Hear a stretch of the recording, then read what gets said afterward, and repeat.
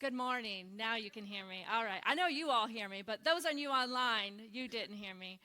You can go back and do one of those things where you play it and dub my voice over it and make up what you thought I said. Okay. So we are wrapping up this month's series, Braving the Wilderness, based on the work of Brene Brown. And we started this journey looking at what does it mean to truly belong.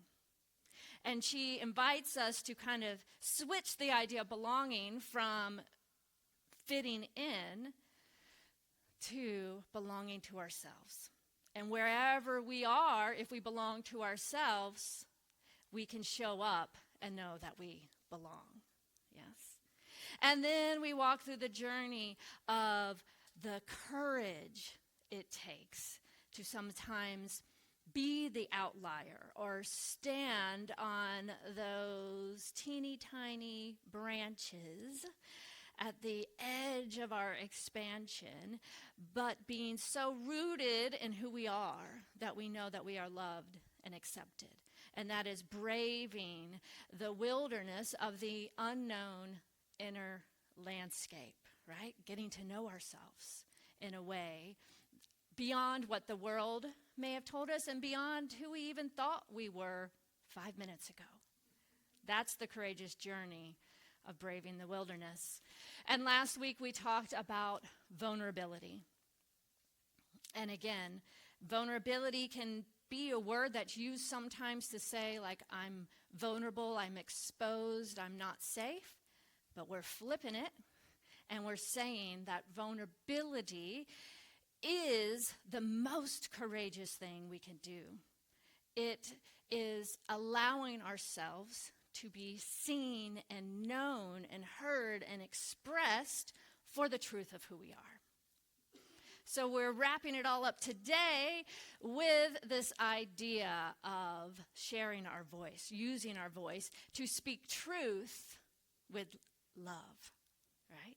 So I'm sure you've probably heard this idea, speak truth to power. We do that, and we do it with love, because love is the healer. And any other way is just working in the surface form of the ego, which will cause more defense, attack, judgment, all of that we see regularly in the world.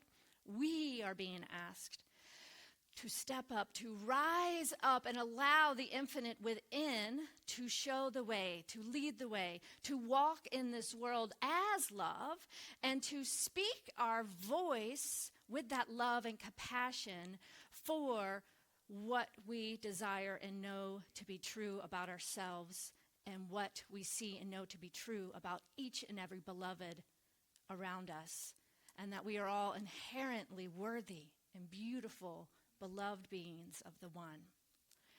Speaking truth with love. But let's be honest. Using your voice in this world where things are often twisted or hot takes, it can be risky. It can feel vulnerable and uncomfortable, and sometimes maybe a little unsafe. And it is so liberating and freeing, right? Once you get past that, what are they going to think of me, and go with that gut urge of something needs to be said, and I am the one to say it and to speak our truth with love and let ourselves be seen and known, that is so liberating. And it's literally liberating the divine. It's freeing the divine within us to be seen and to have that energy be met and a new vibration and a new resonance created. Yes? You get that? Like, it's not just about me or you feeling, oh, it feels good when I express myself. It's about tapping into that divine presence of love itself, and what does it need to say, express, sing, dance, drum in today's world to create a new vibration so that love can do its thing as the powerful healer that it is. It's healing. It's transformative. But the question is, how do we speak our truth with love? Especially in today's polarized, divided world. Is it possible to hold on to our values and remain open and curious to others? The answer is yes, and. I love that reading this morning because it talks about the yes and, right? We do our spiritual practice, we know who we are, and then we are called to bring that to the world.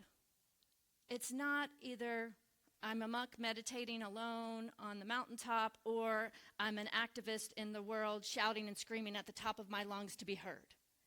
It's the both and the integration of that really creates that ripple effect of change. And we are always creating. That is the very essence and nature of the universe, and it is creating through us. And what we're experiencing in the world is the reflection of that collective creation. So that is where we get to choose. We are always at choice. We get to choose what energy and vibration we want to put out into the world. So I want to talk a little bit about silence. So there's the kind of silence that is the time of reflection, the time of turning within, getting still and listening to that voice. And then there is the call to speak or to express, right? And when we ignore that and choose silence instead, that is what can create all sorts of discomfort. And it's really a disservice to the world and others if we choose silence, not the contemplative silence, but choosing silence like withholding or not sharing because we think we're not good enough, or who am I to say this, or why, or someone else is already saying it, or the kind of silence that feels the stirring of something but then looks at the world and says, I don't want anyone to know that I actually think that, right? Whatever it may be, that kind of silence, that is the silence that we're calling to break in order to allow that freedom and liberation to be expressed through us. Have you ever walked away from a moment and thought, I should have said something, right? There was something in my heart to say. And maybe it was a boundary that you just weren't comfortable yet in placing. Maybe it was a truth that you were withholding, or a moment of injustice, or maybe it was just too hard to be honest in that moment with how you really feel, or maybe you weren't exactly sure, right? All of these are examples, and I'm saying this because they're all very real examples that we might have of why we might, even unconsciously, choose that silence or choose not to speak out or be seen or known. But this is what I've learned from those moments of withholding. That silence that comes from fear doesn't really protect peace. It actually is that armor that prevents healing. Right? Ernest Holmes, the founder of this Science of Mind teaching, he reminds us that we believe the ultimate goal of life to be complete freedom from discord of every nature. I love that. That's like the main call of this philosophy is, yes, we believe the ultimate goal of life to be the complete freedom of discord of every nature.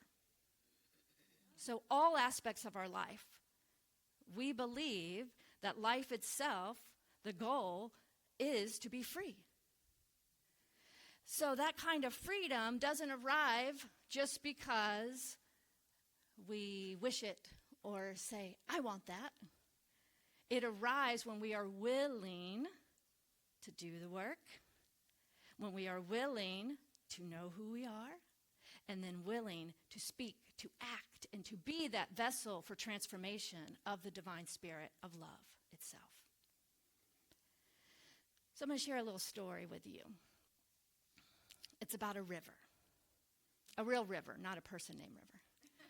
So imagine there was once a river that decided it was going to stop flowing. It became a little self-conscious, and it got afraid that it might spill over its banks, and that it might then start to disturb the land, and it might kind of make a mess. So it was like, I'm going to stop flowing. I'm just going to stay still, not let my rushing waters burble and gurgle and glabble, whatever, bubble and gurgle, and I'm just going to stay still.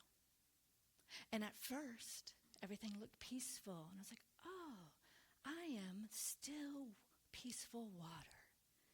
But then that river started getting really murky. And then the fish started leaving or saying, I'm out of here. This is not a thriving environment. The plants began to wither. The very life of the river was meant to nourish these plants and the fish and all that. It began to fade. We are like that river of life flowing through us. When we hold back our truth, when we suppress our voices, we create stagnation. And it may feel for a moment like peace, but is it really comfort?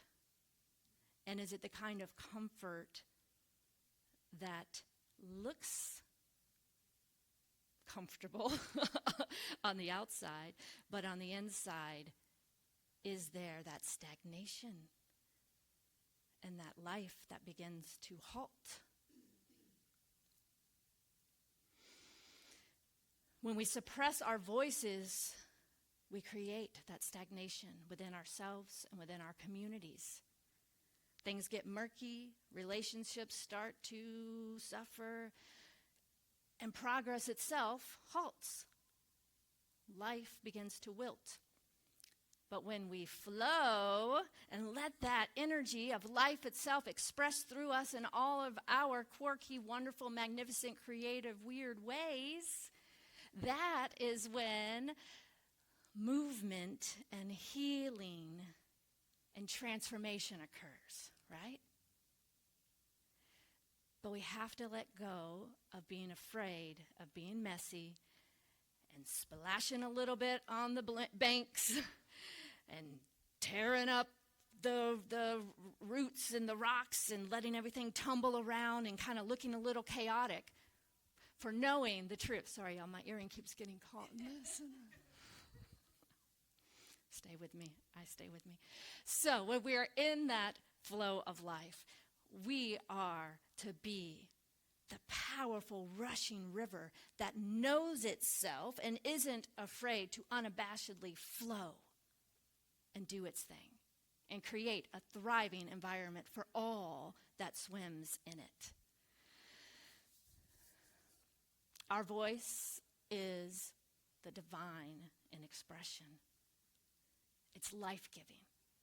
And I don't literally just mean our voice. However we express, even if you have no physical voice, your voice, your expression, how you emanate in this world is to be fully unleashed. We are never meant to be damned by fear. And I'm talking about the literally kind. I didn't cuss, y'all. Not that I'm afraid to. It was meant to flow, right? Allowing the flow of love and energy. So with time, the kind of withholding silence can start to erode trust within relationships or family or organizations, right?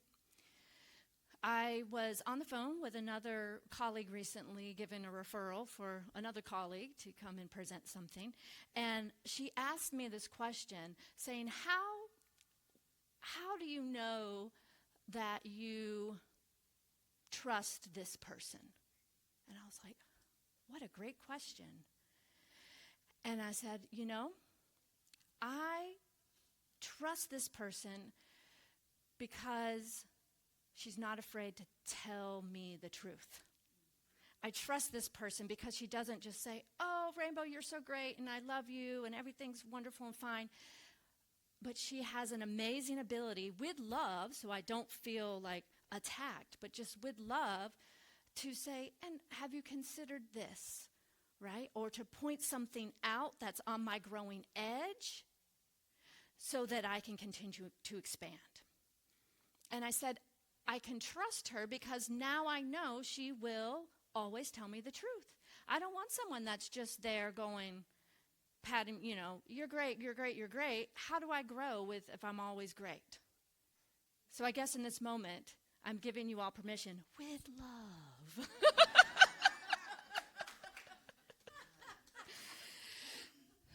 To, invite me into that conversation. Because if you can come to me and share something that's hard for you, or if you can come to me and say no, I know I can trust you.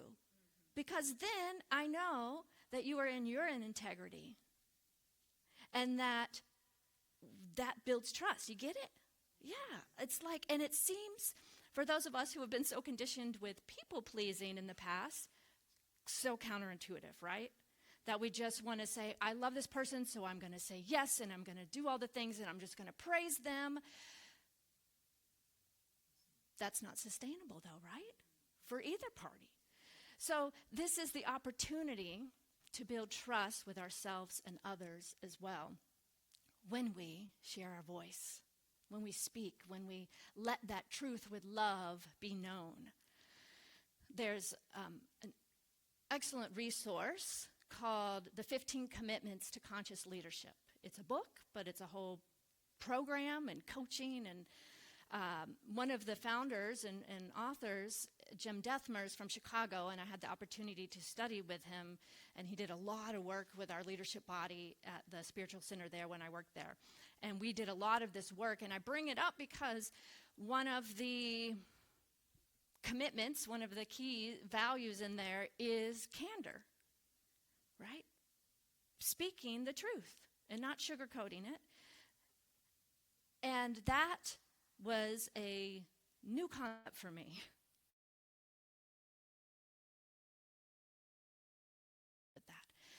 And it's a journey, it's a journey to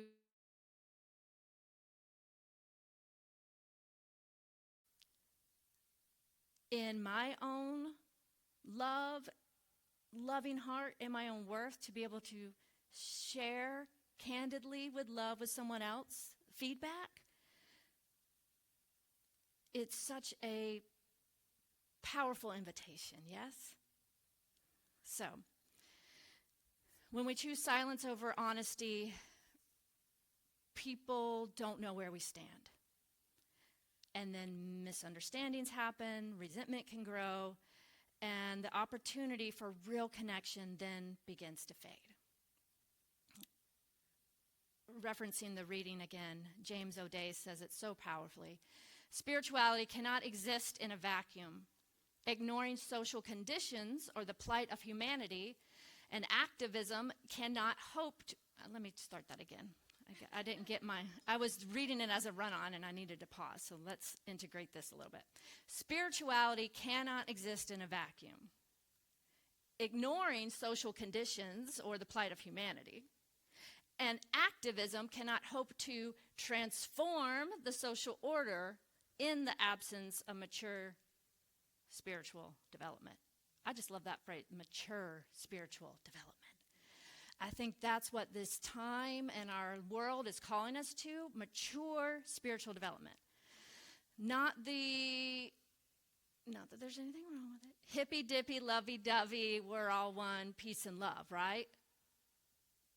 That's a great foundation, and there's a maturing that we can be that in the face of the other. And then what? Speak truth with love. It takes a maturing. This is the spiritual activist call, the sacred activism. Not to shout or to shame or to blame or to name and judge. That doesn't change anything. That's just another loud voice in the chaotic world of anger. But to stand as love and say, this matters, I matter, we matter, for we are all love. And when you use your voice in this way for justice, for compassion, for truth, you can then create those conditions for healing. And then it creates that field for true change and transformation, right? We've seen this, I'm sure, in our own lives. If you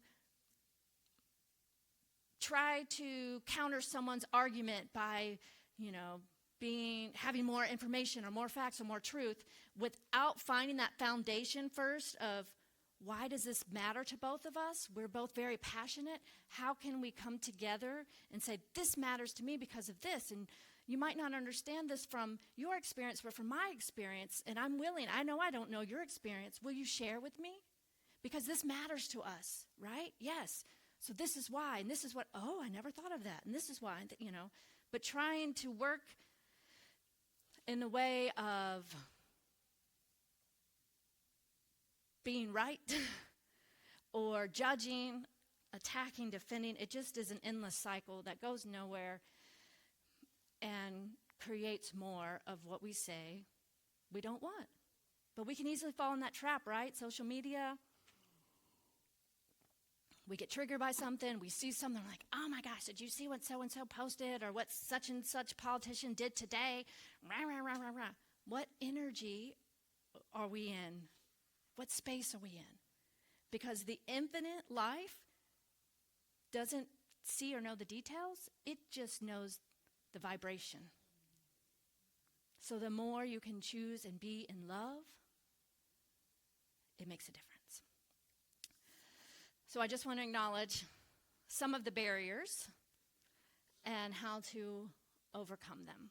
I'm going to leave you because you're like, yes, I get it. I want to do this. And then you walk out and you're hit with that first, trigger and like, well, I don't know. I just throw it out the window. I don't know how to do this. Never mind.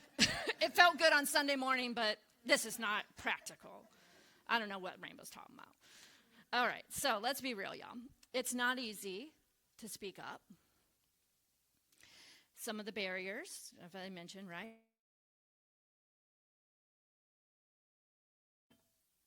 Fear of saying the wrong thing, especially in today's world. It's like, oh, is this word okay now? Or is this word, now that's, cancel culture. I'm just not going to say anything, right?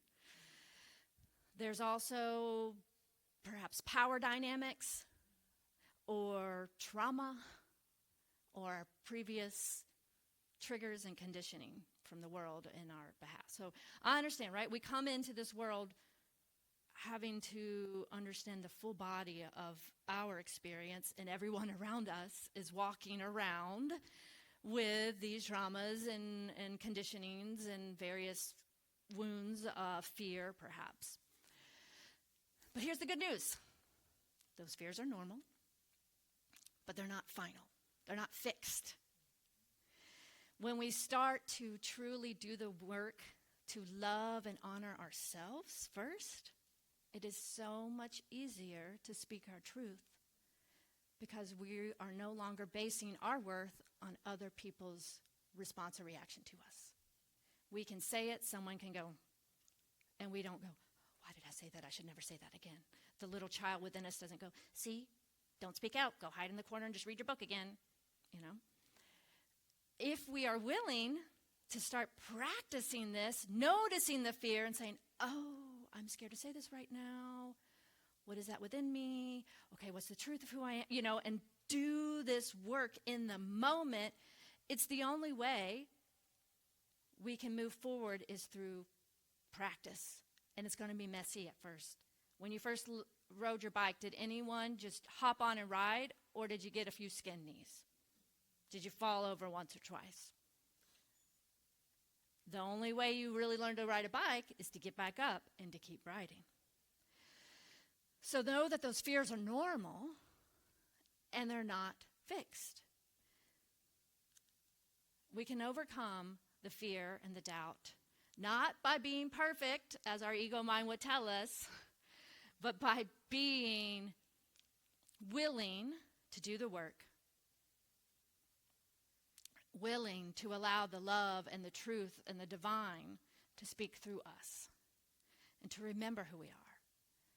So we start small, we get curious, and we start to practice. Day to day, practical moments. And this is so key. We surround ourselves with people who are also doing this work and who are willing to be candid with us if we create that agreement and remind us of the truth of who we are, right? And that our love can hold even the hardest conversations. But you may, need to call a friend first, call a practitioner, get a little prayed up. If you know you're going into a situation like, okay, I'm going home this weekend, I'm going to see some family, I want to stay in my integrity and speak truth to love. Can you hold that for me? Maybe even want to do a little role play. Well, if, cousin so-and-so says such and such about such and such, can you help me practice right now? Right? So, here are some steps to help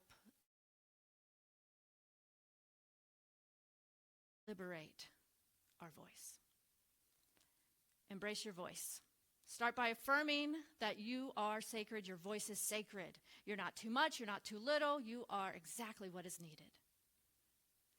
Engage in your spiritual practice using prayer and meditation, visioning, journaling as a way to connect with your inner truth, getting that clarity and courage.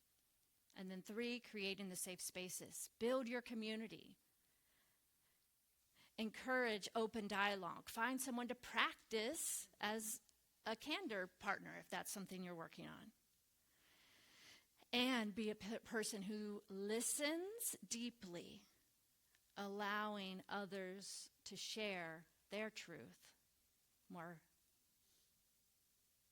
easily. Advocate for change, whether it's speaking up in a meeting, standing with the marginalized, naming your needs at a dinner table. Know that your voice is a tool for transformation. And lastly, persistence pays off, right? You won't get it perfect every time. You don't have to. That is the nature of spiritual practice, not spiritual performance. Keep going, keep flowing, just like that river. And don't stop. If it meets a rock, find a new path and keep moving and allowing the divine to know itself more fully through you. We're braving the wilderness together, yes? So this week, may you remember, speak truth with love. It's about being true to you. Let us affirm once again, I courageously break the chains of silence. And speak truth with love and compassion. And so it is. Let us pray. Yes, taking that deep breath. So grateful to recognize the one life that is love, that is the very life and nature of life. This one life that is wholeness, that is freedom, that is love. Knowing that there is only one, I know that this life, this love is expressing itself through me, in, as, and through all beings. That we are one. And that in this moment we can choose to show up as love. To allow love to be the healer.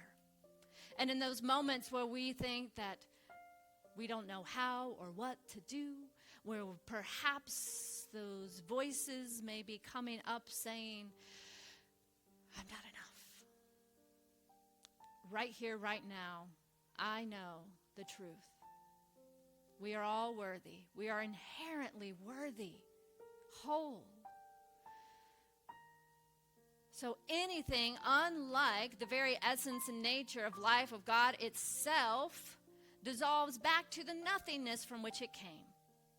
And I declare and claim for each and every one of us that we stand firmly in the love and the truth that we are and express ourselves with ease, with joy, and experience the divine liberation of sharing our voice.